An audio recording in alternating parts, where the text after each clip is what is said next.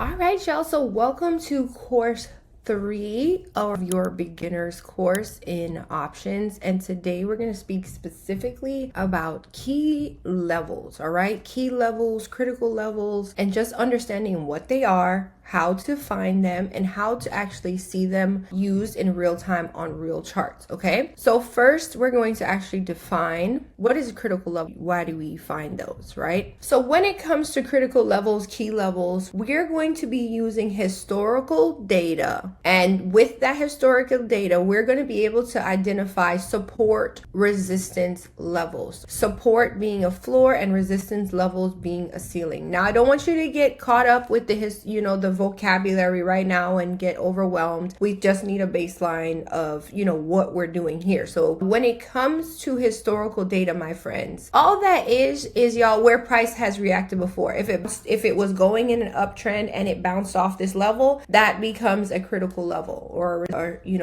key level. And if it was trending down and it found some support and it bounced off of that level, now we know that that is a level of support. Now, to clearly define support and resistance in your head, this is going to be very important for you as a trader, so pay attention here. Now, wherever you currently are, my friends, there is a floor, right? You're not falling through it and you're being supported, right? So think of that when it comes to price action or the charts. There are levels of support throughout the chart, right? There's a reason why this level has been created. So whenever price comes to this particular level, right, it's trending down and it gets to this level of support, it may react, and a reaction can be a little quick bounce up or a boom shoot up, right, in the opposite direction. Now, why do I care about these levels? If you're in a put play and your desire is for the trade to keep, or price action to keep going down, you need to be aware of this level because of the fact that you're in a put position, right? You're in a put contract, so you wanted that price action to continue. Or if you are in a put position and you know this level of support is coming up, this would be a lovely place to take profit because prices reacted previously using historical data, and then now as you're to secure the profits that you've made thus far in that move. I hope that makes sense. Okay, now contrary to that, wherever you are, if you're indoors right now watching me,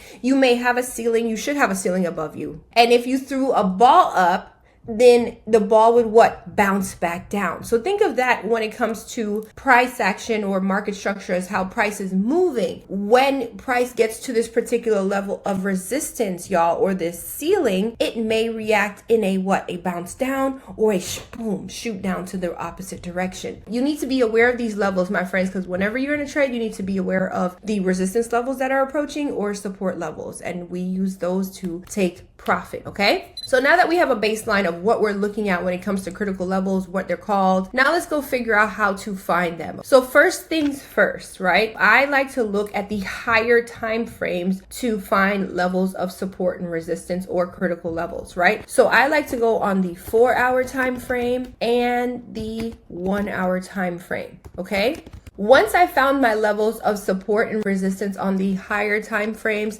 then I take those levels and trade on the 2-minute time frame and the 5-minute time frame. Okay? Now let's use this chart here. For example, we have Nvidia on the charts here. And with this chart, I want to show you how we were able to find these levels. So I'm using these yellow lines to signify my levels in regards to above. I need a few levels above price and a few levels below because I don't have a bias, right? We're options traders. So if price goes up, we can make money. And if price goes down, we can make money. Now, I mark my levels daily and I put them in my chat for my group fresh every day on the charts that we trade. And it would be best practices for you to do so also because you need to know what to do when price gets to these particular levels. Okay, you don't want to be caught like, oh, boom, I should have, could have, would have. We don't do that no more. Okay, so first things first, we go to the 4-hour time frame, right? Okay, so now that we're on the 4-hour time frame, what you want to do here is you want to look for where price has reacted, right? Where it has come to a specific point and bounced in the opposite direction. That's a reaction, right? Something, think of it as like a wall, like something stopped it and made it go in the opposite direction. I want to know these levels while I'm trading intraday going forward, because guess what? If I'm in a trade, I want to know where price has stopped previously or reacted previously. right? What we want to do is we want to get the wicks and all, right? Wicks, bodies count when it comes to marking these levels. So as you can see, we have some levels above price action, but the one I wanted to point out to you was 179, right? This level to the bottom here, okay? All right, so I want to show you that I'm here on the 4-hour time frame, right? And this is where I'm starting to mark my levels. And I'm replaying the charts back to where it would,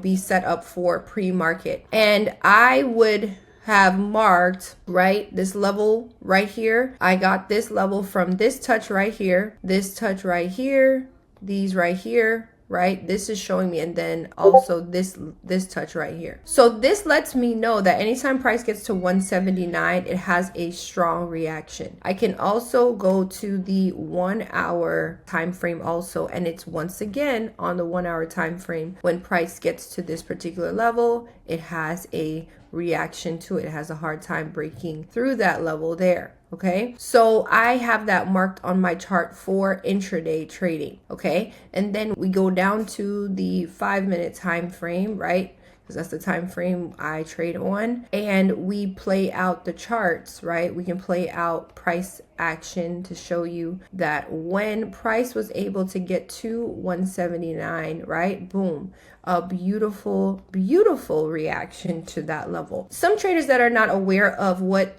support resistance is would be, may have gotten into this beautiful downtrend, right? Into this beautiful move to the downside, and are just expecting it to continue to go all the way down for the entire day or whatever the case is. But now that after you've watched this video, you have an understanding of finding critical levels, and that even if you're in a trend, you are aware of this level upcoming, and you are using these levels to take profit. So not only were you able to take a beautiful trade to the downside, but you're able to say, hey, boom, if price gets to this 179, which it did, I am going to take profit and make sure that I've got paid for the work I've done thus far, and not risk losing all of this movement that I've made here. Okay, so now we're looking at a chart. We're looking at Tesla here, and we're now looking at the upside, right? Remember, we don't have a bias. We mark levels for the upside and the downside because we can make money either way. So when it comes to this particular ticker, Tesla, one of my favorite Tezzies. Once again, same thing, start on the higher time frame. I'm on the 4-hour time frame, and I'm just looking for where price has reacted. And as you can see, remember, reaction is where price was